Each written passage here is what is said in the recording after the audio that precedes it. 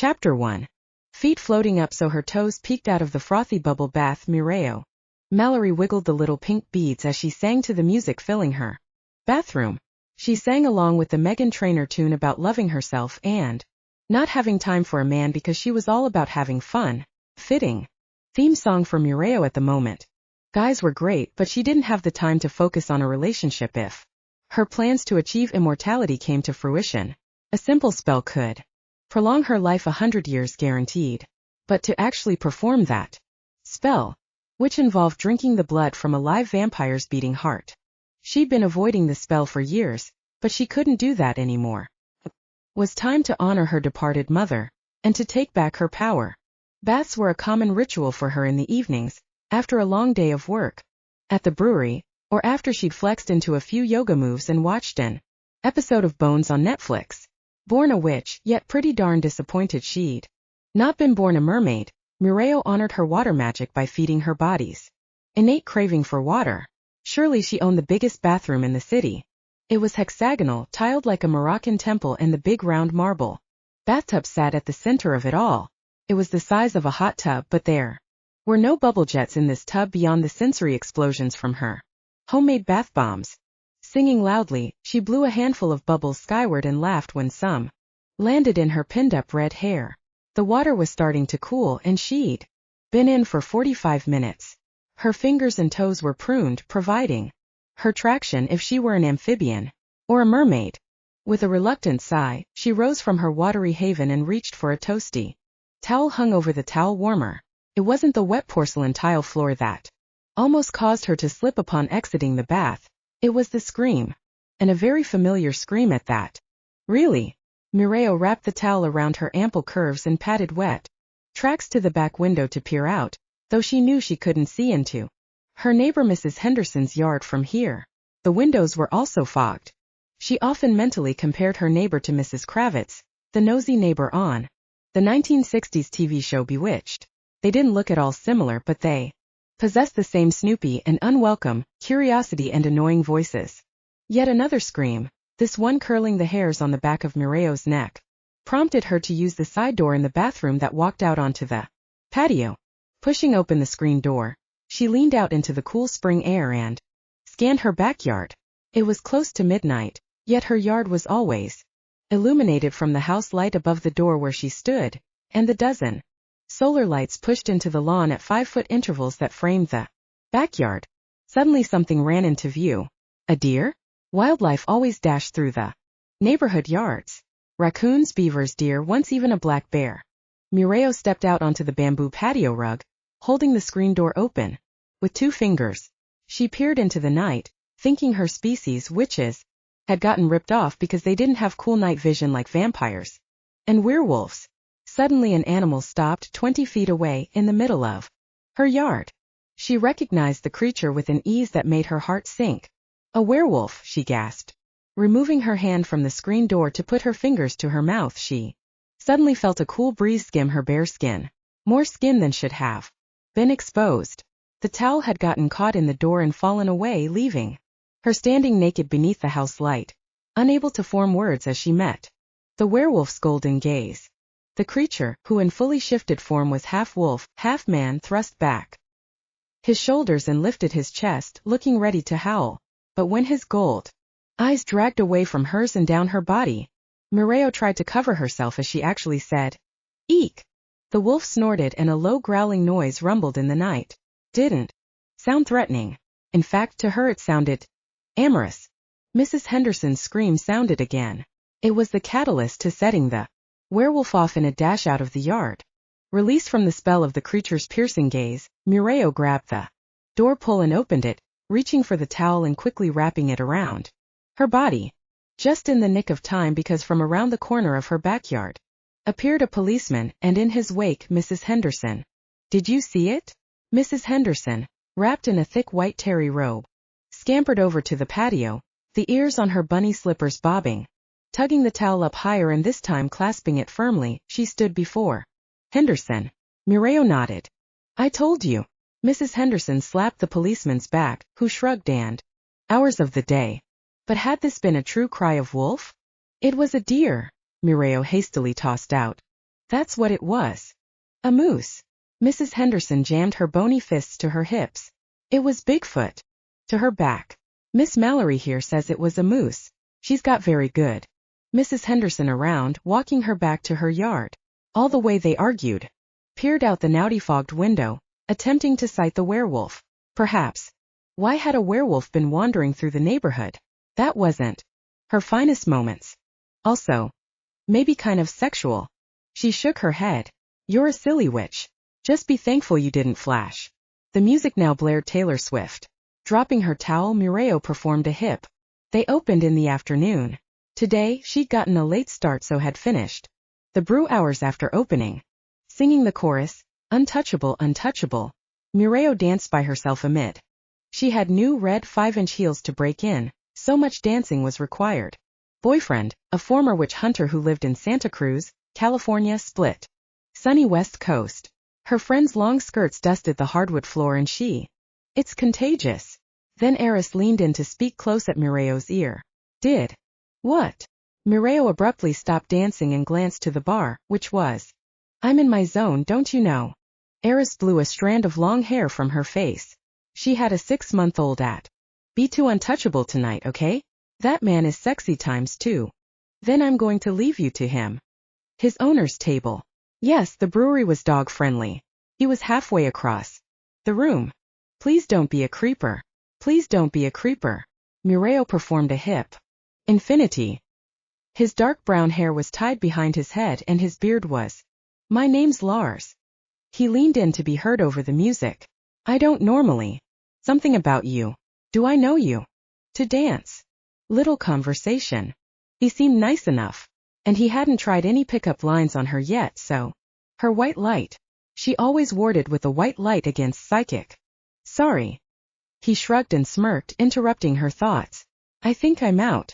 Conversation heard? Be a fool to send him off like a stuck-up witch. Were snug and showed off incredibly muscled thighs and legs that stretched. Shirt open to reveal a plain white t-shirt beneath. And that shirt stretched. Over abs and chest muscles that screamed this man works out. A lot. Add in the table. Hey, she was 5'2" on a good day. Here at the back of the tap room. What? You smell like lilacs. His dimpled smile was accompanied by a shy dip of his head. You're a big one, she said absently. Then she realized what an idiot she'd. I'll get you one. No, I got it. With a wave she caught Eris's attention behind the bar and. Thank you. I brewed that oatmeal stout you're drinking. A rousing 80s tune that everyone started to pound their fists to and bounce. Up and down. You say it's newer? Yes, I like it. He tilted back the drink and offered her. Man. That's a fine Scandinavian name if I've ever heard one. I'm Mireio Mallory. No, Miro. Mireio will do. She thrust up her hand for him to shake. His hand clasped hers gently, wrapping with ease about it and up to her wrist. Shivers that she felt from head to nipples to toes, and everywhere in between. Into the brewery. Those 4 ranged from werewolves to a vampire and also the animals and could always sense when one was near. And Larson Gunderson gave off a distinctive animal vibe. Could he be? The one. An anchor. Something to hold her down so she didn't float too near the curious. She tilted back a swallow, then set the pint down on a coaster that featured 50? You have that many questions for me in such a short time? I'm impressed. He pushed his glass aside and leaned his elbows on the table. Gee, get suspicious. And fast. Aha. Didn't want him to know. I'm also remodeling the cabin I live in. I like making things with my hands. Maybe giving up on men to focus on a spell she was too freaked about to give. Right now. Probably. He tilted back the rest of the drink. Head to the bar. She reached over and touched the back of his hand. There. No, she would not be here. Shoulder and beelined it for the door behind the band well out of view of. She'd had 3 drinks so she wouldn't drive home. If she were lucky she. Chapter 2. When he returned to the now empty table, Lars saw the sassy little skirt slip. Out the door. The woman with the bright red curls and sexy deep cleavage had dashed out of the brewery. He gaped. Really? Had he made that terrible of a first impression? She'd kind of seemed into him. Had touched his hand. Had even fluttered her thick lashes at him as she'd smiled a sweet pixie smile. And he hadn't gotten to ask her the burning question. The one he'd been wondering about since the scent of lilacs had led him here. Devastated that the woman had taken off, Lars sulked. He should chalk it up as another rejection. And yet a deep, visceral part of him would not allow him to mark this off as defeat. He had to know if she was the one. So, leaving his beer on the table, he pushed through the dancing people and slunk around the electric guitarist and pushed open the door. He could hear her high heels clicking on the concrete, though he couldn't see her. But he smelled lilacs. That way. Turning left, he passed 3 storefronts, then swung another left, and there she stood near the bus stop, stepping nervously from foot to foot. He heard her mutter softly, "Oh shit." That utterance stabbed Lars right in the heart. Never had a woman rejected him so soundly as to run off. So he stopped about 20 feet away from her and put up his hands placatingly. Should he really do this? Was he that desperate for more cruel treatment? She seemed almost afraid of him. Threatened? He didn't want her to feel that way. That wasn't his style. But the heady scent of lilacs wouldn't allow him to turn away. So what to do? The woman wore a short skirt that looked like one of those tartans the Highlanders wore, along with a blousy red top that emphasized her ample cleavage. Sky-high heels matched the blouse color, and white ankle socks with a delicate ruffle kept drawing his eye down there. She was short, a good head shorter than him even in the heels, but the shoes did make her legs look long and slender. "You keep staring at my legs like that, I'm going to have to slap you," she said. "Sorry." She offered him a smile and a shift of her hips.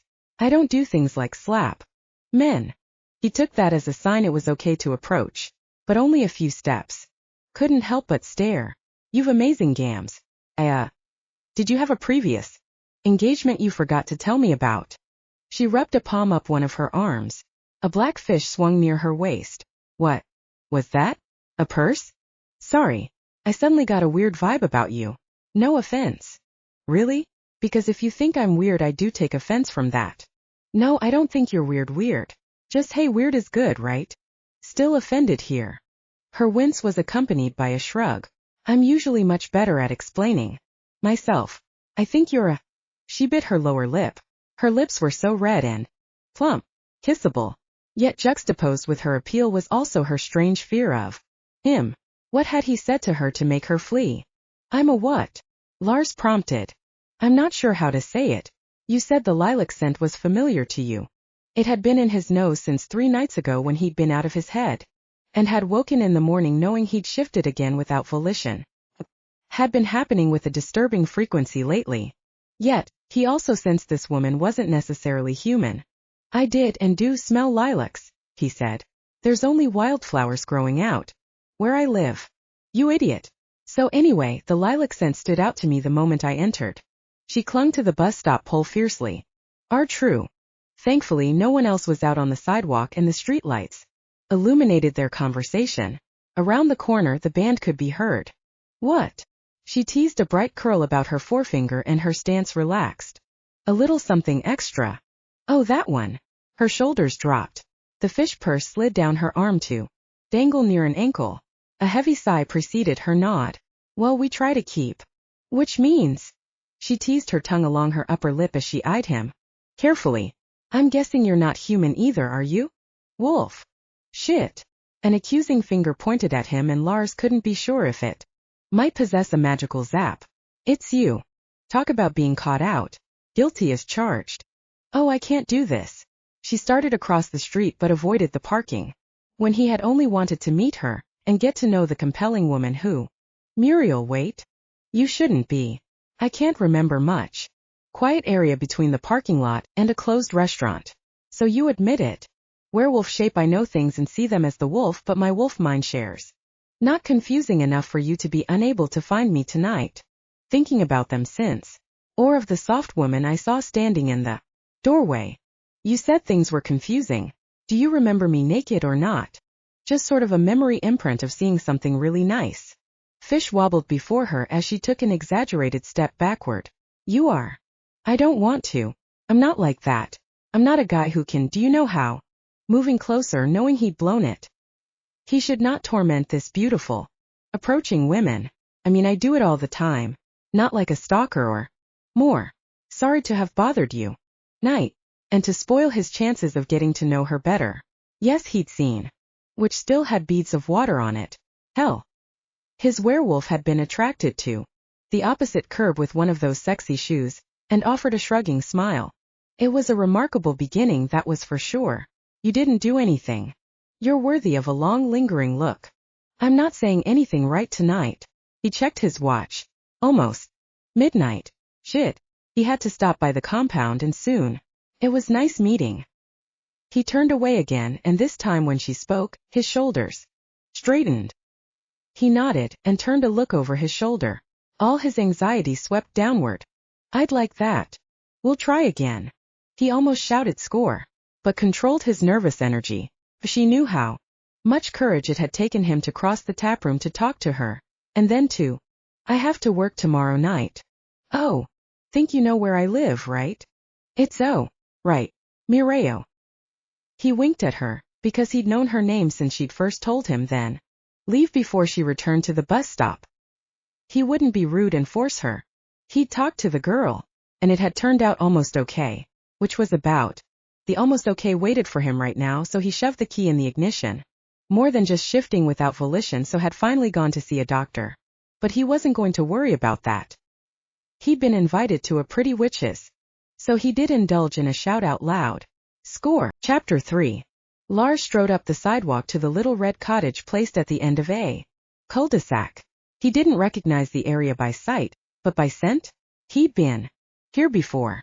Yet, besides the naked woman, it hadn't been a pleasant experience. He remembered someone screaming, and then the sight of a beautiful woman naked. He wasn't going to tell Mireio that as werewolf he saw things as he did when in man shape. His instincts and thoughts were more animalistic. But he did recall sights and sounds and smells. And she had the sweetest curves on that tiny package topped with red curls and a Cupid doll smile. Now as he took the steps up to the door, he inspected the flowers he'd picked up at a gas station on the way here. Blue daisies. He liked blue. Her eyes were blue. But the flowers didn't have a scent, and now he studied them closer. They actually looked dyed. I can't even do flowers right. Thinking to toss them aside in the little flower garden that hugged the front of the red brick house, he paused. She'll see them there. For once he would like to get it right with a woman. It would be a bright spot in his life, and he really needed one. But his nervousness around the female sex could never be allayed by his usual confident alpha surety.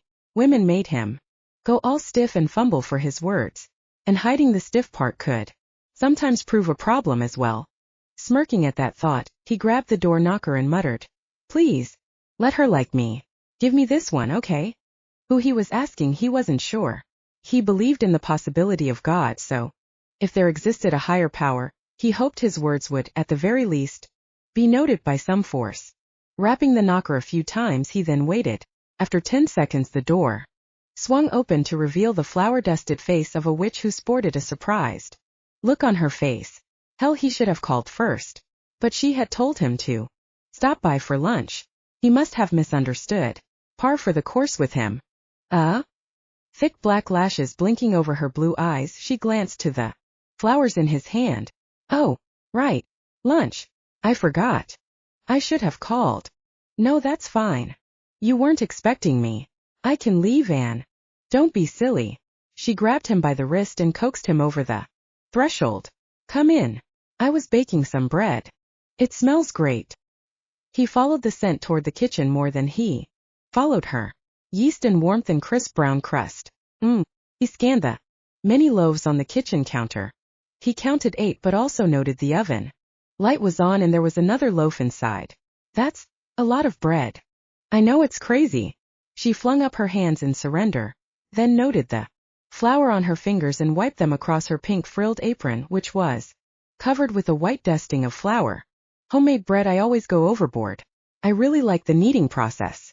She punched the air with a tiny fist. Gets out some of my frustrations. Lars wasn't sure if he should sit on one of the stools before the kitchen, feeling out of his element and, as usual, awkward. Frustrated. It's because of a decision I've been mulling over recently. Spell actually. I do too. Nose then sneezed. Wrong. And. Careful. Mireio. It. Close. Front door. Okay. Chapter 4. Saturday evening. Lars stopped into the brewery. Mireio was ready to go, waiting for him by the door. She bounced on her high heels and her short, multi-ruffled purple skirt caught his eye, and dangling near that skirt was the black fish purse. The woman was a character, and she was going out with him tonight. He was the luckiest guy in the world. Mireio waved goodbye to a woman behind the bar with dark hair and a calm, knowing smile whom Lars waved to as well. He hadn't been introduced but did know Valor Hurst, who also worked here. She and Sunday, his pack leader's wife, were friends, so Valor popped up at the compound once in a while. They always chatted bees for a while when she did so. Where are we going tonight? Mireio asked as she joined him and slipped her hand into his. Momentarily captivated by the warm slender hand in his, Lars took a few seconds to answer. It actually took a squeeze from her hand to lure him back to what she'd asked. Where? There's a new place in Tangle Lake. Supposed to be fancy and the scenery is pretty cool. You like a steakhouse? Sure. I like all food. Your hand is so big and she turned it over to inspect as they strolled toward the parking lot. Rough? You must do a lot of physical labor. I've cleared out some fallen oaks from the forest near my place, so I've been chopping and stacking wood for winter fires, as well as doing some repair work on the plank path that leads to the outhouse. I need to see that outhouse one of these days. I can't imagine having to walk outside to get to the bathroom. I'm sure your bathroom with the big tub puts my little outhouse to shame. Oh, I'm sure it does. She skipped a few steps up to the charcoal gray truck. This is yours? You men in your big trucks. You're going to have to boost me up for this one. He opened the passenger door for her and held her hand as she stepped onto the lower step. Even then she had to stretch up a leg, and he put a hand to her hip to guide her. He wanted to give a shove to that sweet little derriere, but that might be too forward. He was the kind of guy who would never manhandle a woman unless she'd given him permission to do so, and then he would enjoy touching her with abandon. I'm in, she announced with a clap. Let's do this. Chuckling at her enthusiasm, Lars rounded the front of the truck and hopped inside and started the engine. How's business tonight? It's a Saturday, she said as he drove out of the lot. Comedy night. Really? Like stand-up?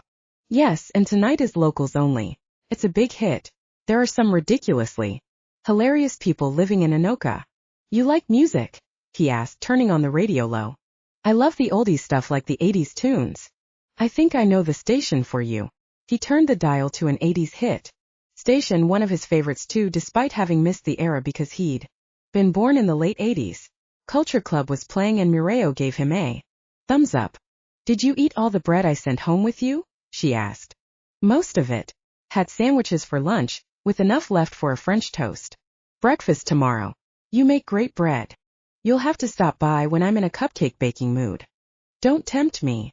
Temptation is my thing, don't you know? He waggled his brows at her. She giggled. You're starting to loosen up around me. Initially. He shrugged as he turned onto the freeway that would take them to their destination. You're just so pretty. I admit I'm intimidated by most women.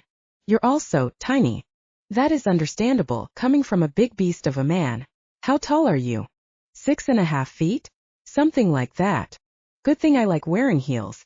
Adamant's Desperate but Not Serious started playing and Lars turned it up. He would never consider himself desperate for a woman. Get serious with one? Feet from the lakeshore. The sun settled above the jagged line of pines across, broadcasting more confidence in his brown eyes. She'd dated witches, fairies, and once even a demon. But a wolf was new to her. Beard something fierce. Don't get it. Bothers me. I need a big thick sweater to keep from constantly shivering. Life of immortal dreams. Fisherman anytime soon. Cheek. Kindness and a sexy shy smile. Back. Fishing off the potential date list. A wink. Your bright hair and frilly clothes tell me that. Right. Let me get. You're the chick at the summer festivals with a. You got it. The pause was quite long. Lars. What? About 10 miles north. Make a stop on the way home, actually. Not at all. I can do fast. I'm very fast. I mean, he swiped his fingers. Style home with a massive tin-sided building out back that housed all kinds of the house and swung around to open the door. Gravel drive. How many times had a man helped her in and out of a vehicle? Jeans and greasy t-shirts as opposed to frills and lace. She was a cat. Lars winked at Mireio. This won't take a minute. She spied a munchkin sitting in a baby seat on the kitchen table and her nuzzled against her chest. The scent of warm baby was better than baked bread. Bother to comb her hair? No. He's Sunday straightened and scratched her head. You don't know. I'll leave you too. The cat shifter left the kitchen swiftly, grabbing her kids. Or at the very least 3 or 4. She must be babysitting for. What? Chapter 5. Mireio blinked a few times, then realized Lars was talking about the baby she cuddled against her shoulder. He held out his arms for the boy, and she handed him over.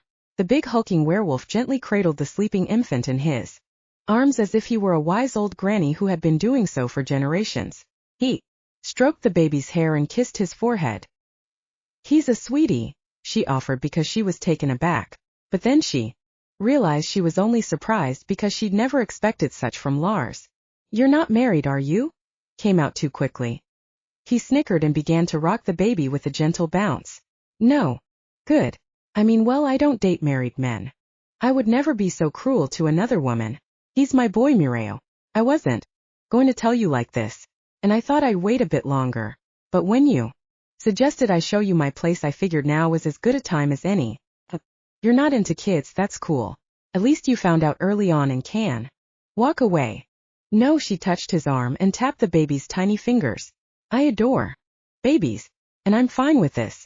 I mean, we're not lovers or anything. We've only seen each other a few times. Sure. But his wince told her he had high hopes for what might happen between them. And she did too. Did she still have such high hopes with the introduction of this little number? Shouldn't change things. This was all a bit sudden and new. But if the guy had a baby, then she could deal. Let's take things as they come, okay? She waited for Lars to meet her eyes. And when he did, she winked at him. You should probably get this little guy home and tucked in. Yes, and he needs to be changed too. He grimaced again. I took the car seat out for our date tonight because, well, like I've said, I wasn't sure when or how to spring this on you. Usually I walk through the forest to drop him off and pick him up. Would you mind driving the truck to my cabin? As just a winding road from here. That big monster truck? Mireio gulped. I'll help you move the seat forward so you can reach the pedals. Do you trust me? He pressed his head against the baby's head and kissed his nose. And Mireio suddenly realized that the man probably trusted her more with the vehicle than he did with his child. Hand me the keys. I can do this.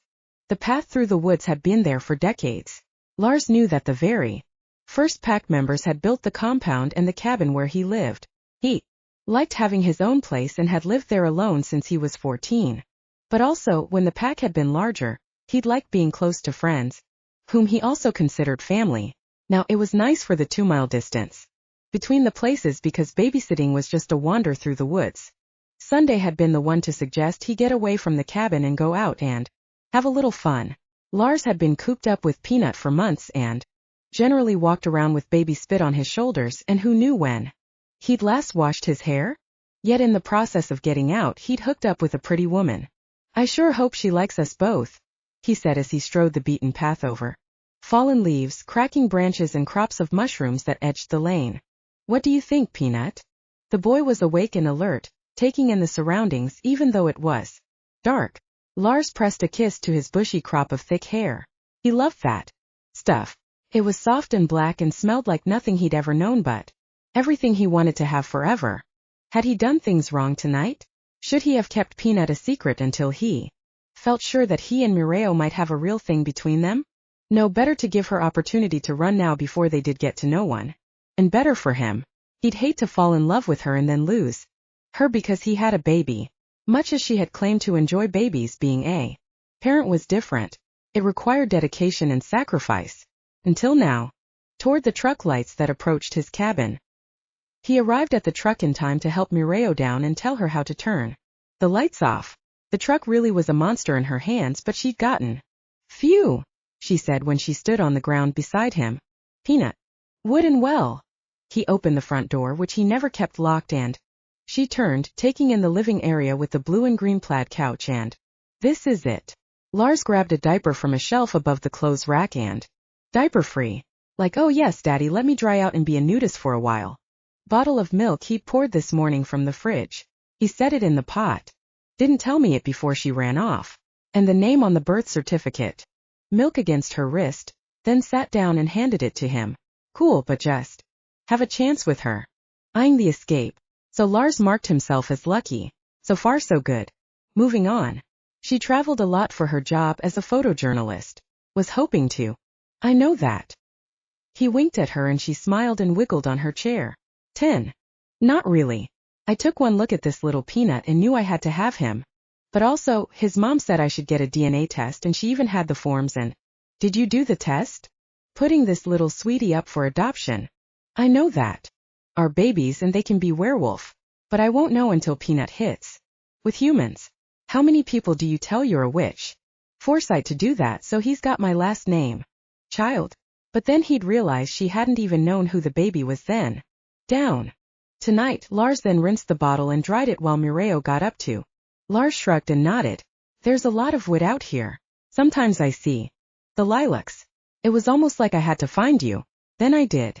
Think it's right. Took as a good sign that she didn't want to leave right away. I get it. She clasped his hand. You're a protective alpha wolf. Do not. It would be a bitch in the winter if a person woke in the middle of the night. Air. Divide them in the fall and probably gain 3 more in the process. He'd. Even her accidental slamming of the truck door when she got out at the. To go into work for a few hours in the morning. Valor and I are kegging the. Certainly an interesting man. Tomorrow it's a date. And his beard brushed her cheek softly. And when she started to pull away he. To have fun, the 3 of us. Chapter 6. Areas of the park were overgrown with wildflowers stretching as high as Lars' waist in some spots. They'd picnicked with egg salad sandwiches, fresh veggies, and blueberry lemonade in mason jars. While Mireio packed up the basket, Lars wandered into the flowers with Peanut, pointing out the yellow sunflowers. He held out his hand and a bee buzzed closer, probably attracted to his movement. He never flinched. Bees would not sting a person unless they were given reason to do so. And he intended to teach Peanut to not fear the insect, and to also respect it. That's a dragonfly. He stood still as the insect hovered but 4 feet from him. Strapped to his chest in a baby sling, Peanut stretched out his arms and cooed. Yes, you like bugs? Of course you do. But you mustn't squish them. Insects are good. Especially the bees. Like that one. See the fat sacks of pollen on her legs. She's going to make honey with that. And then we can eat it. Though he'd read not to give an infant honey in his first year. Or had the pediatrician told him that? He needed to get a guide or book on all the things parents should do and watch out for. This whole baby thing was new to him. He was walking a tightrope with Peanut, and didn't want to wobble off the line. We'll find a book or something, he said to Peanut. A book on what? Having taken off her shoes, Mireio joined him. A camera dangled from around her neck. She took some shots of a bright purple coneflower. Bending, she plucked a few tiny white daisies. A baby book, he said. I need something that'll tell me what I should and shouldn't do. I was telling Peanut about honey. I know that's a no-no for the first year. Right. There are great books out there for parents. Dr. Sears or the What to Expect books. They cover a baby's first year, telling you what changes they go through monthly and about their growth. Sounds like exactly what I need. Can we stop by a bookstore on the way back into town? For sure. But only if you don't mind me checking out the books on beer. I'm looking for a new and interesting recipe. Deal. He turned and fist bumped her. You a photographer too? Me? No. But I like to take pictures of flowers and bugs. I have a macro lenses that I usually use. Takes amazingly detailed shots, but I forgot it today. I do have one of my pictures hanging up behind my bed. I'll have to check it out sometime. Lars wandered forward then with a wince realized what he'd said. Check out the picture or her bed. Well, he'd like to do both. In good time. Spying a thick crop of wild grass, he sat on it and laid back with Peanut snuggling up to his chest. Ah, this is the life. The sun is high and warm and I don't have a care. Mireio leaned over him and snapped a few pictures. Do you mind? You two look adorable lying there. He really is a little Peanut all curled up on his Daddy's chest. Go for it. Oh wait. I forgot the daisies. I did tell you I'd have you in daisies, didn't I? That you did. Snapped the camera above him and Peanut, tilting her head back to allow the sun to beam across her face. Her hair tickled Lars's cheek. Golden sunshine within the strands. Much honey. Teeth. That. Before her. Plan. Chapter 8. The next day, Lars stopped into the brewery with Peanut in the baby carrier. Mireio stood over by the brew tanks, and when he noticed she wasn't stirring the contents of the first tank, but the big wooden stir paddle was moving around and around, he set the sleeping baby on the floor and approached cautiously. Hey! She winked at him and then stepped down from the short step stool she'd been standing on. I'm in the wort production part of the brewing process right now. Come over. Take a look. Lars peered into the open stainless steel tank. A big wood paddle stirred the grains in the water on its own. A little magic. Cool. He inhaled the rich oat smell. You really do make magic. Just call me the resident hopchromancer. I can do magical things with water and hops. She noticed his hand shaking at his side. What's up? Huh? Oh. He smoothed his fingers down a thigh, unaware he'd been moving his hand. Nothing. Just some tingling I get every so often. Probably nerve damage from all the wood chopping I've been doing lately. To distract her, he gave her a kiss, which she extended by pulling him down and wrapping her arms about his shoulders. Everything go okay last night? He asked. It took less than 20 minutes to rally the spilled beer back into some kegs with magic, of course. Then we were able to dump it down the sink. Bummer. Yes, but beer from the floor would not have been a big seller. Losses are to be expected. She hugged up against him, pressing her stomach to his hips. How are you today, big boy? If she pressed a little closer and longer, she'd know exactly how he was feeling. Hard and happy. Still riding the high of you, he said. It smells great in here. And it's not just you and your lilacs. He peeked again into the stainless steel brew tank and saw the grains spinning round as they were magically stirred. You always do that? Oh yeah, stirring grains takes a lot of muscle. Some days I like to take it easy, and it frees me up to watch the controls. She pointed to the control panel on the wall. Lots involved in the brew process. The boil comes next. She tapped the second tank. All that sugar from the grains is sluicing into this tank. Then I'll boil it and add the hops and the secret ingredients. And by secret, does that mean magic? She crooked a sly smile at him. You bet. So what are you two up to today? She skirted around the end of the bar to check on Peanut. Hey Oliver, how are you? Sleeping like a baby, I see. Oliver. Lars scratched his bearded jaw. I don't know about that one. Too Dickensian? She shrugged. Had to give it a try. So what's up? We're headed out to do some grocery shopping. I always drive up to the market in Maple Grove, and since that takes me right by the decadent dames. And you'll have to return this way too. With me. The boil is my time to generally futz around and do nothing. To do nothing with this little cutie pie. He does need a bottle soon. Are you sure? Are you kidding me? Seductive curl. Really? What the hell is that? Yep. Seriously. Sick. Sexy. Suddenly. Nope. Hours. Chapter 9. The next day Mireio glanced at the clock above the stove. It was late. Afternoon. Lars had not called. She hadn't spoken to him since yesterday afternoon when he'd picked up Peanut from the brewery. She licked the buttercream icing from a finger and pulled the bowl of fresh, washed blueberries and raspberries closer. She was making a lemon poppy seed cake, and the topping would be an artfully arranged assortment of fresh fruit. Lars would love it. Or would he? Why the silence? She'd called him a few hours earlier. His phone had forwarded her to messages. She'd left a quick one. Call me. Thinking of you. But she couldn't help feeling unsettled, worried for him. What had the doctor told him? On the other hand, she did have a tendency to think too far ahead, as Eris often said. She had to stop worrying about a future that generally never turned out as she thought it would. Lars was fine. He was probably busy doing whatever it was the guy did. Maybe he'd started a big project yesterday and hadn't time to chat? She wondered about the baby. Did the poor thing sit in the baby seat all day while his dad worked away? No. Lars would probably stop what he was doing every so often to entertain the boy. She knew that he must. He and his boy were like two peas in a pod. Peanut. She sighed and toggled a blueberry under her finger.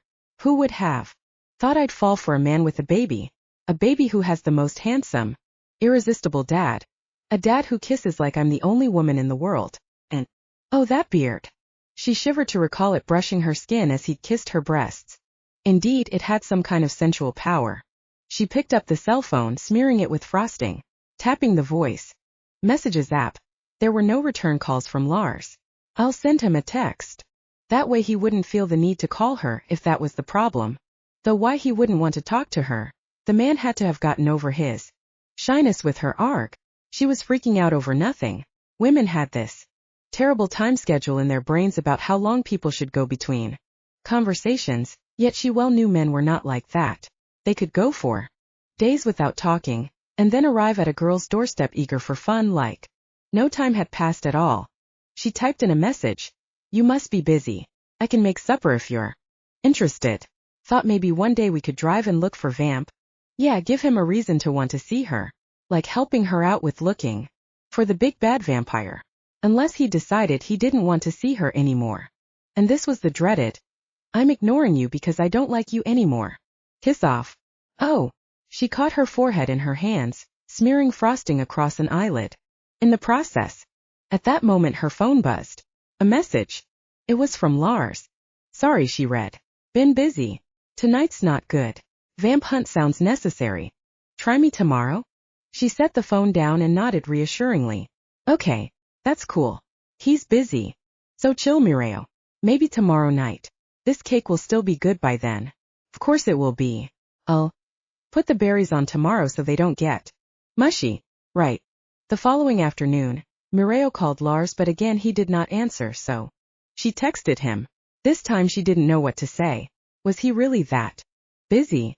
Just checking in, she whispered as she typed. Mireio dropped her head and sighed again. I guess that means more spell. A text reply did not come until around 6 that evening when she was staring. Letting out her held breath, she nodded. Then performed a triumphant fist. The new moon, she could also finally work a birth control spell. Might be best. Wait. Before leaving her place, the witch had insisted he eat cake. Lots of it. He'd. And they were just scoping things out tonight. She had said there was a. My grandmother never let me go in this area of the city, Mireio said. Too dangerous. His stomach. Of cake. Phew. A movement drew his attention. There's something down there. The witch was squeamish, which he decided was a good thing. But not if she destroyed others to survive. Then he had to allow each their own survival. His voice. He'd hoped to remain a bystander, but there was obviously a price. Had her pinned to the wall by both wrists, the blood scent teasing the air. When he decided he'd scared off the flesh pricker, he quickly veered back. Her give him the thumbs up signal. The victim must have wandered off to safety. I saw her wobble off, she said. A car pulled up and 2 women got out too. Okay. Attack than he'd first thought. How desperately did a person have to want? Fortunately, he'd gotten to the vampire and his victim before the bastard. Might have prevented that. That woman was going to have some hellacious. Vampire was, he should not place judgment on him and decide it was okay to end his life. Shit. Things had changed. And it had been 2 days that he'd stayed away from. Chapter 13. A few days later Lars brought in Mireio's mail when he stopped by her place. She opened a package to find the dragon exudation had arrived. Okay, so it was dragon sweat. But she couldn't imagine what it required to get such an item. From the source. Did dragons sweat much? And who stood nearby to catch it? Didn't sound like a job that would offer a lengthy employment. But perhaps the death benefits for next of kin were included. It was exciting to finally have all the ingredients that would allow her to perform the immortality spell. She tossed the bubble packing material in the garbage, and before she could tuck away the vials in a drawer, Lars pointed to her closed fist that hid the ingredient. Is that what I think it is? He asked. What do you think it is? Dragon piss. You. No, it's dragon sweat. And that doesn't rate in you? Huh. I'll never understand witches. He winked at her and the dimples joined in. So now that you've got the secret ingredient, are you ready to go vamp hunting? Not as much now that she knew he was dying. I need to study the spell a bit. more and do an inventory of all the ingredients. Well, what if we stalk the long tooth again? I want to get out. It's a beautiful evening. Sunday's got peanut. And afterward we can get ice cream. I'm in. As they walked the alleyway following what Lars had called his sniffer, Mireio could only think about what neither of them dared bring up. To live forever. Lars had been given 2 months to live. And that count was ticking down daily. That was completely and utterly insane. She could not do this. Especially not with him, a dying man, helping her. No question about it, she had to call it off. Now, before it got out of hand and they actually found the vampire. She picked up her pace, and just as she opened her mouth to call to Lars, his body suddenly contorted. That did not look comfortable. Shit. Her grip. What is it? Residential garage. Lars. Shifting. He ground through his teeth. Need to get out of here. Witch's tits, this is not cool. Seat. Lars asked. Chapter 14. Mireio stayed at the cabin to make breakfast for Lars while he went for a morning run to pick up Peanut from the compound and bring him home for Mireio to feed a bottle. He immediately headed out again, feeling he'd not spent enough time outside. And mostly because he still didn't know what to say to her about what had happened last night. He felt like a failure. A werewolf who couldn't control his own shifts. There were no curse words strong enough for that one. Tracking through the woods on the path he'd beaten down over years of running both in his were or man shape and wolf shape, he suddenly realized the moon had been very round last night. It must be close to the full moon. Well, he knew it was. He'd been horny as hell lately. Of course he had good reason with such a gorgeous witch as his girlfriend. He smiled at that. He had a girlfriend, and life was good when he was with her. But if the moon reached fullness tonight or tomorrow, that meant he'd have to let out his werewolf no matter what. Had it been full last night? Was that why he'd shifted? No, it hadn't felt like the moon pull shift. That moment in the alleyway he'd been completely out of control of his body. A passenger who hadn't signed up for the wild ride. Stopping and bending forward to catch his hands on his knees, he panted a lot. Normally his casual jog didn't wind him so much. He wasn't going to consider that he was growing weaker. It wasn't right. Screw this. He turned and raced down the path toward the cabin, pushing full speed and pumping his arms. 5 minutes later he wandered to the back of the cabin, wheezing and coughing. He sat on the log-splitting stump and hung his head. If he was going to die, he wished for it to happen quickly. No long endless days of suffering. Or to be bedridden. No, please, no. He'd never imagined that death could be humiliating, but if he were reduced to a feeble invalid, that would be the worst possible condition. He wasn't sure he could face that. But he would. He had to. For Peanut. And his girlfriend. Suddenly a bee landed on the ground right beside his bare foot. Its wings buzzed, but its furred body was slick with wet. Poor guy. He bent to gently stroke the tips of the bee's wings. All tuckered out after a morning dew bath? I know the feeling. He turned his hand palm up and nudged it beside the bee. The insect climbed onto his hand and sat there, content to soak up Lars's innate warmth. He lifted his hand and studied the bee. Its big black eyes took him in. Antennae flickering. You live such a short lifetime and yet you accomplish so much. You, my sweet little worker bee, are remarkable. He closed his eyes and shook his head. What have I accomplished? Nothing of significance came to mind. Standing, he padded over to the hive, his passenger still in for the ride. He set his hand at the entrance and waited until the bee climbed off and into the hive. There she would be warmed by hundreds of her fellow worker bees and then could return to collecting pollen. Accomplishing so much. Did he have to leave a mark on the world before he left?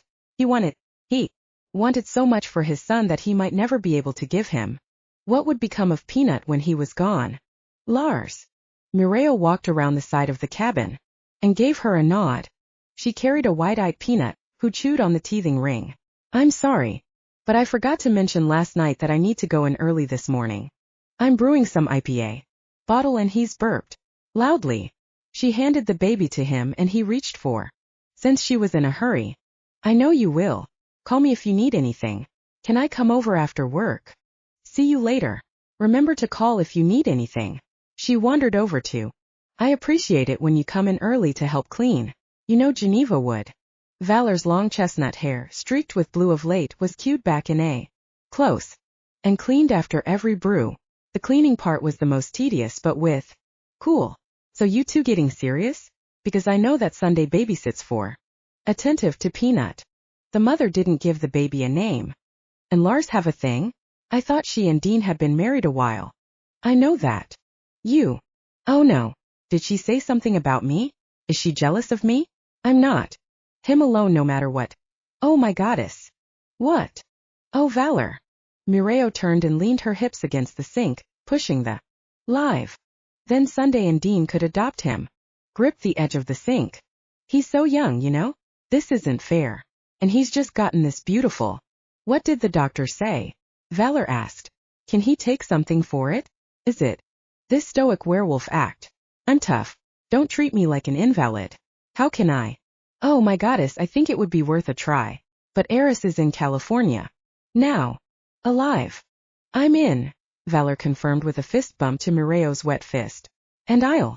The brewery and, after much debating over the triple chocolate bomb and the, started unpacking them. I didn't expect you this early. Toes. You look so happy. Were you and Daddy playing before I got here? What's that? She got up and walked over to the counter and he grabbed the onion and opened. Out for a walk while you make supper. Instantaneously. She grabbed his hands and did not back down. Without saying a word she peered. Feeling of dread. So if it ever happens when I'm holding Peanut, I'll set him. Come out. And Mireio finally let the teardrop fall that had been threatening since she'd didn't want to make the man feel more helpless than he likely already did. Drying towels over the sink, he took her in his arms and hugged her. Sorry. Focused on her chest. That you are. Mireio sat on the couch, before which Peanut lay on the floor on his stomach. I only want a few bites. I think there's enough sugar in there to keep me. Mireio dashed her finger through the frosting and leaned over the baby. Let's. You're very protective of him. She touched her finger to Peanut's mouth and he dashed out his tongue to touch hers, giving her the sweet lush. Bright-eyed and giggling. Work out back today. As I get materials, I can start on the addition to the back of the cabin. He laughed and joined her on the couch. When he held out his arms for Peanut. Tonight will restore my fading strength. Maybe that's all I need? To wolf out. Compound his way out here. Practicing our magic. Not letting it go stale. And, she sighed. The serious portion of their conversation. Exactly. He stood and bounced as he patted Peanut's back, mining for another. And when he did, she pushed up the girls in her bra and went. Chapter 16. The morning was no better to him than the night had been. Lars woke hugging his allotted 8 inches of bed and rolled off, glancing over to spy on Mireio, who had claimed her usual queen's portion of the bed. He had to smile at that. But when he straightened to stand, his back tweaked. He winced. Wandering over to the stove to put on a pot of coffee, he even felt the arches of his feet ache. It was as if he'd climbed a mountain wearing poor equipment. He stretched up his arms and did a few twists. Man, he felt exhausted. Coffee. He needed plenty. He flicked on the burner and put on a kettle of water, then noticed that Peanut stirred in the crib. He walked over, feeling as if he were an old man struggling against aging muscles, and looked over his smiling son. The kid never woke grumpy. Always that bright smile. So happy to be found, even though Lars suspected his diaper was mush, which when he thought about it was the likely reason for his glee at finally being noticed. Grabbing a clean diaper and lifting Peanut, he wandered over to the blanket, still spread on the floor before the couch. When he bent his back again, tweaked and he stumbled forward. One hand slapped the couch and he just managed to tug up Peanut to his chest like a football and roll to his side. Before he hit the floor, the baby giggled, but Lars squeezed his eyelids tight. That could have been a nasty spill. He glanced over to the bed. Still sleeping. She hadn't seen his mishap. Your old man is feeling his 30 years today, Peanut, he whispered as he changed the infant's diaper.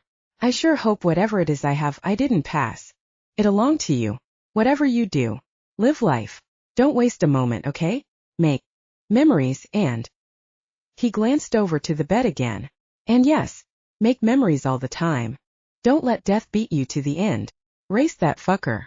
With a determined nod he knelt, fighting the pull of his sore muscles as he arranged Peanut under the baby gym. I'm going to tilt back some coffee then. We're going to make some memories today. What do you think of that? Peanut kicked his legs vigorously and his fist pumped. That's what I thought. Good idea, right? How are you taking your milk this morning? Fresh from the fridge or with a splash of warm water in it? You know, that cold stuff puts the hair on your chest? It does. He wandered to the stove to check the kettle, which was already at a low boil. All he had left was some instant coffee, but that would serve. Stirring up the brew, he sipped. Heat trickled down his throat and warmed his gut. What to do today that he'd always wanted to do. He had never been a man of great and wild dreams. He lived a simple life, he took the days as they came to him. But life as he knew it had changed, and he wasn't going to sit around and let his body fall apart and then suddenly drop dead. He needed to grab life and enjoy it. Kayaking, he decided. Dean had a couple yaks stored in the compound shed and he'd wanted Lars to try them out. I'll give Sunday a call and ask her to watch the babe. The lake was smooth as glass, for the wind had taken the day off. Mireio skimmed her fingers in the water, drawing up the energy and feeling it invigorate her entire system. As a water which she drew her power from the wild vibrations humming in the lake, felt like a jolt of vitamin B straight to the cortex. She'd worn her swimsuit beneath a life vest and almost felt compelled to jump off the kayak and into the dark depths, but Lars was paddling quickly and it was all she could do to keep up with him. Slow down, she shouted to the wolf, who stabbed in or into the water to spin himself to face her. I need to enjoy this, she said. Or are we still participating in the race portion of the event? He chuckled and paddled up to her, gripping the edge of her kayak to hold them together. Sorry, got carried away. When we get closer to shore, I brought my phone along so I don't want to lose it if I dive in. She clicked a few shots of him with the camera. Man's smile was easy, and those dimples were worth 1,000 flashes. Lake is beautiful. I've never been here before, and we have it all to ourselves. Lars laid the oar across his kayak and leaned in. Wow, that one zinged me. Yeah? So what would sex with you be like in the water? Challenge accepted, he said. 300 or 400 yards away. All right. Let's see what the witch can do. But I get a head start. Go for it. As he turned around and began to paddle off, Mireio pressed her palms to the rush of air breezed over her face and blew back her hair. Headed straight for the kayak docked softly in the sand and she pushed it up and set her phone on. Sing to me, mermaid, he said, setting his oar aside. Kiss you and drag you to the depths. Him. Why had she said such a cruel thing? The last thing they should talk about was death. Swimming on her back. Race you to shore. Connection always started easy, then picked up to a deep and delving intimacy that soared through her every nerve ending, brightening her soul as if with a best day ever, she agreed. Thank you for giving the mermaid a chance to. I should hope not. Pick up bed. Someplace fancy? And she was pretty sure her hair would dry a disaster. I'm dressed for.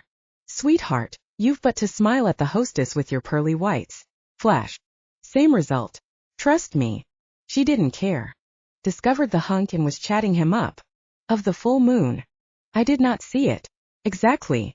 But I did hear some mysterious rustling and the particular rustling. Mireio said. You should be careful, Mrs. Is that so?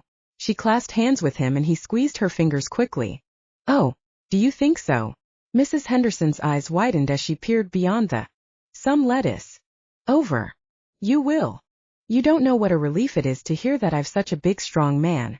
Sure thing, Mrs. Henderson. We're on our way out for supper. See you later. Fingers crossed. He crossed his fingers and drove toward uptown Minneapolis. Ramp near the Lagoon movie theater. Mireio decided that since Lars was in such her hands, I'm going to say something to you, she said. And I don't want me. What is it? Had mentioned anything about the fact it was the day after the full moon and urge to shift. Amazing talents. And we witches simply cannot bring back the dead. But maybe it a go for a hug. I know that. If a bunch of witches want to work their witchy magic on me, maybe your pants. What? Do. I thought we had a date to get it on in the tub? Tonight. The free time while we can. Chapter 17. Valor and Mireio were busy blessing the bathroom with sage and witchy chants, while Lars stood by the big round marble tub. He felt out of his element and was a little freaked by the suggestive looks the third witch, Geneva, was giving him. Sleek black hair hung straight to chin level and she wore some kind of fitted yellow silk dress that gave her a cosmopolitan flair. Yet, Mireio had told him she was as Scandinavian as the rest of them. With a finger to her red lacquered lips, her bright sapphire eyes took him in. The tub had been filled with warm water and sprinkled with Epsom salts. Now, Valor began to tap some sparkly dust into the water, which she explained to him was actual fairy dust courtesy of her boyfriend, Kellen St. Pierre. The St. Pierres were a family of wolves, a vamp and a couple fairies. Lars had never met them, but he was aware the eldest brother, Trouble, lived up to his name. You can get in now, Mireio said to him. She clasped his hand and hugged up against his side. Her blue eyes beamed up at him with such wonder and respect. Lars always experienced a second of disbelief that he'd actually found a woman like her. Ah. He eyed Geneva and she winked at him. Whispering to Mireio, he said, "You know I go commando, sweetie. I'm not sure about this. You don't want to get in with your clothes on, and garments will only impede the magical energies. Go ahead. They won't watch you undress." "Oh, I'm watching," Geneva said as she circled around to the vanity where the witches had set candles and incense and crystals and all sorts of mysterious, magical accoutrements. "Strip, big boy." "Geneva," Valor admonished. She finished the circle then walked to the doorway. "We'll stand out in the hallway, Lars. You two let us know when you're ready. Come on, Geneva." Hallway, she kept the door open and even though Valor turned her to face away, she cast a thick-lashed wink over her shoulder. "Ignore her," Mireio said. Chapter 19. The next day, Lars stopped into the brewery. Mireio had told him she'd be finished brewing around 3, so he made a point of getting there at 2. Just in case she'd let him help a bit, maybe even learn a few things. With Peanut in the baby carrier, he strolled inside the empty brewery to find no one behind the bar or back near the brew tanks. "Mireio." Someone walked up behind him and hugged him fiercely. He set Peanut on the floor, letting the carrier rock, then turned and pulled his tiny witch into his arms. She wrapped her legs about his hips and dove in for a kiss. Lush red hair spilled across his face and hands as he tasted beer and salt on her tongue. He leaned back and studied her. "You been drinking?" "Huh, no. Maybe. Yes. I had to test the stout, and all I've had all day to eat is a bag of stale pretzels. Did you bring me food?" Estimating that she was a bit tipsy from her beer testing, he offered to pick her up a sandwich from the deli down the street. "Yes." She pumped the air with a fist and did a little shimmy before Peanut. It ended in a wobble and a spat of giggles. "How much beer did you test, sweetie?" "Half a pint of the stout, and then maybe a few tasters of the honey IPA and the pale ale. The Scottish ale has gotten rangy. That stuff never lasts for long with the happy spell on it." A happy spell. That explained a little. The woman was certainly in her happy place. He hugged her to him and she made to jump for another kiss but landed awkwardly on her high heels and he had to catch her before she toppled backward. "I'd better get you some food, stat." He glanced to Peanut, who gave him a wondering look. He'd be fine with the drunk witch for the 10 minutes it would take him to find food to sober her up. "Be right back. Don't dance too suggestively for Peanut. The boy's an innocent." He left to a spill of giggles and quickened his steps down the street. The shop wasn't busy, and besides an all-veggie sandwich for Mireio, he grabbed a foot-long with all the fixings for himself as well. When he got back to the brewery, Mireio lay on the floor next to the baby seat, toggling the puppies hanging from the mobile. He'd wanted wolves, but the closest thing had been blue plastic puppies. "You finished brewing for the day?" he asked as he set out the food on the bar.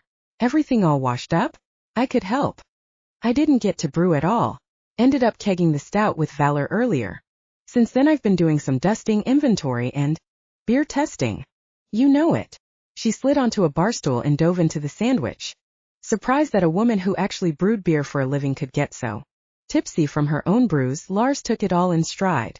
But something about Mireio's actions bothered him. She was smart and had a good head on her shoulders. She knew better than to get drunk at work. Something must be bothering her. Had to be. She finished the sandwich and twirled around behind the bar. She turned up the radio and grabbed an empty pint glass. He gestured toward the fridge. Maybe you should have water? What's up with you today? She set the glass down with a clink. You're harsh in my vibe. Harsh in your Mireio, what's wrong? Is there something you want to talk? Can't a girl indulge in a little beer therapy once in a while? He shrugged. I know you said you were going to set that aside, but sweetie, if that's what you want. It's not that. She waved him off, then turned to grab a bottle of water from the fridge. Did Peanut eat yet? Peaches. Bar and plucked a few chips from the bag he'd opened. What are we going to do tonight? Have any plans? How adventurous can we be with Peanut tagging along? Sunday can't sit for him. Tonight. You should find a backup babysitter. Drunk. Thanks. You're right. Something was probably bugging me earlier and toys. No.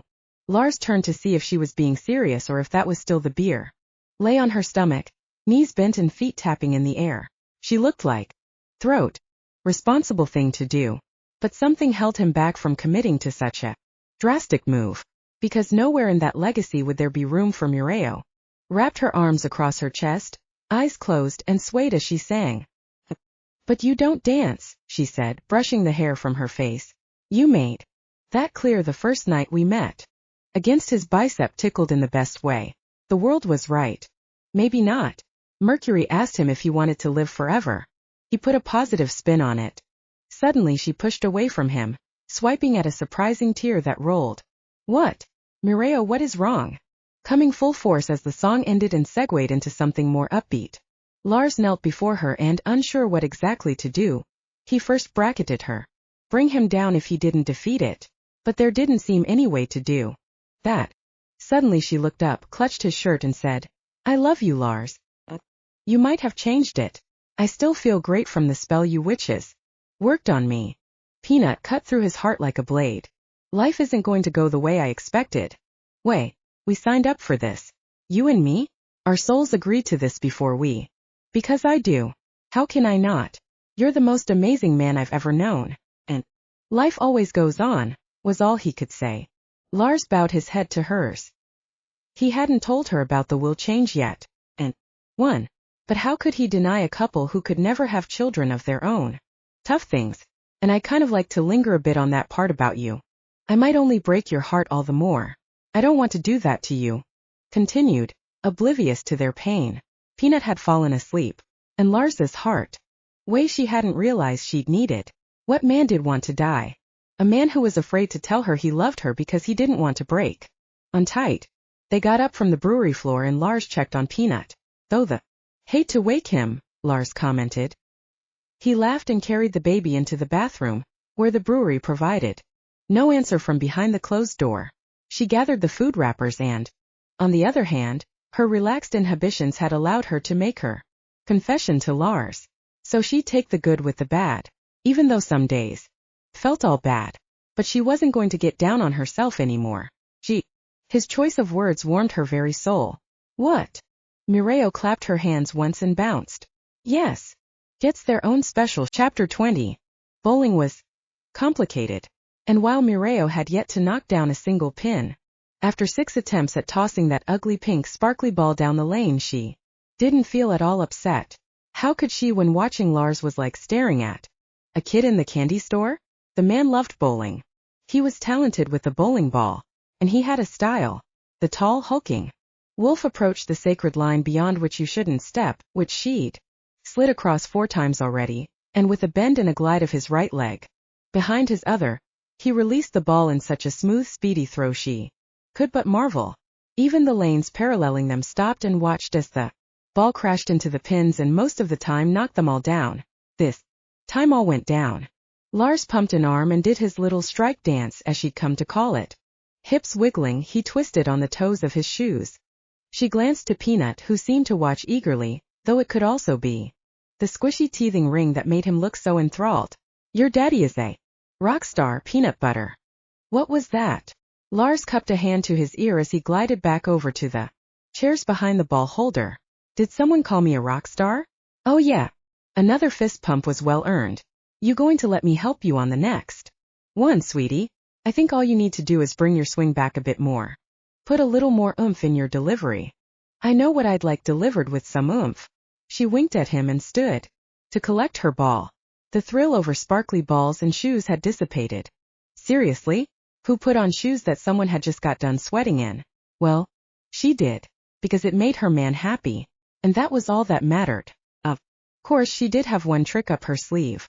She glanced to him as she held up her ball. I got this one. He bowed grandly, gesturing she go for it, then bent to kiss Peanut on the head. Cautiously she approached the do not cross line, eyed up the neighboring aisles. Everyone was chattering or focused on their games, and with a whisper of Latin, Mireio then sent the ball flying. It traveled slowly, but this time it was almost straight. With her back still to Lars, she lifted her hand near her stomach and directed to the right. The ball corrected and rolled right up to the pins and knocked one down. Yes, you did it. I'm so close to being a rock star, I can feel it. She kissed him. Rock star's groupie. I have a victory dance?